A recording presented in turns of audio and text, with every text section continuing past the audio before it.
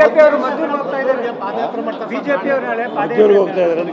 ಹೋಗ್ಲಿ ಪಾಪ. ಈಗ ಯಾರು ಬೇಡದು? ಬಿಜೆಪಿ ಅವರಿಗೆ ಶಾಂತಿ ಕದಡದೆ ಅವರ ಉದ್ದೇಶ, ಶಾಂತಿ ಕದಡದೆ ಅವರ ಉದ್ದೇಶ. ಈಗ ಮೈಸೂರಿನಲ್ಲಿ ಚಾಮುಂಡಿ ಬೆಟ್ಟ ಚಲೋ ಅಂತ ಮಾಡಿದ್ರು.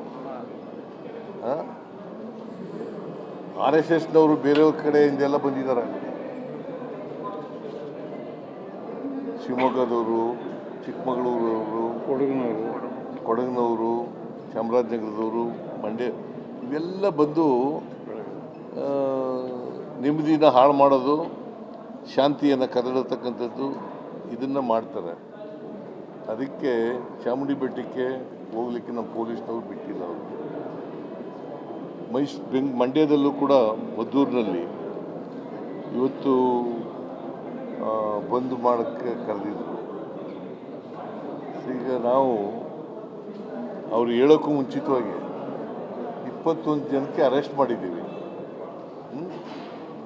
ಕಾನೂನು ರೀತಿಯ ಕ್ರಮ ತಗೋತೀವಿ. ಯಾರೇ ಅವರು BJಪಿಯವರು ಇರಲಿ, ಕಾಂಗ್ರೆಸ್ನವರು ಇರಲಿ, ಅಥವಾ ಹಿಂದೂಗಳಿರಲಿ, ಮುಸಲ್ಮಾನರಿರಲಿ, ಕ್ರಿಶ್ಚಿಯನ್ರಿರಲಿ, ಯಾರೇ ಇರಲಿ ಕೂಡ ಕಾನೂನು ರೀತಿಯ ನಾವು ಆ ಧರ್ಮ, ಈ ಜಾತಿ, ಆ ಜಾತಿ ಅಂತ ನೋಡೋಕ್ಕೆ ಹೋಗಲ್ಲ. ಯಾರು ತಪ್ಪು ಮಾಡ್ತಾರೆ ಅವ್ರ ಮೇಲೆ ಕ್ರಮ ತಗೋತೀವಿ.